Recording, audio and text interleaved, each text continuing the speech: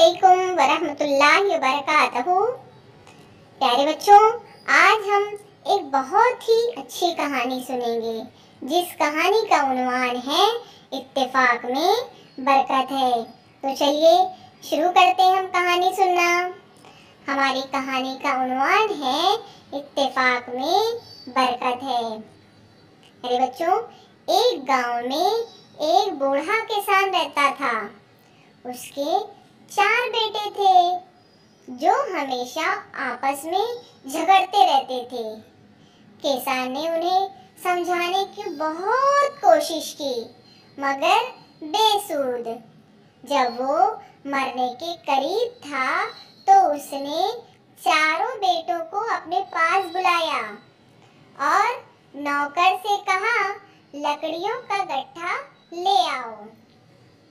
वो गट्ठा ले आया।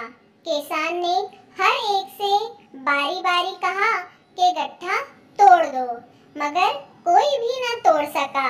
फिर उसने गट्ठे को खोलने की हिदायत की।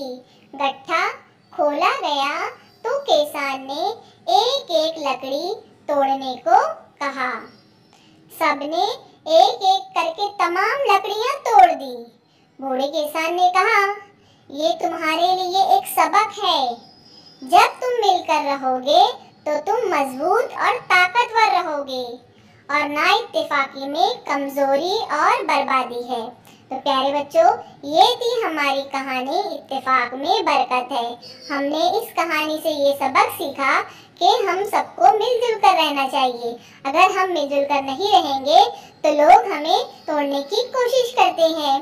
तो प्यारे बच्चों, आप इस कहानी को बार बार सुनो और फिर उसको अपने दोस्तों और सहेलियों को सुनाओ और फिर अपनी बयाज में इस कहानी को सफाई से आज खुद लिखो।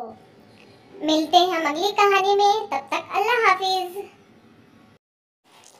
Thanks for watching.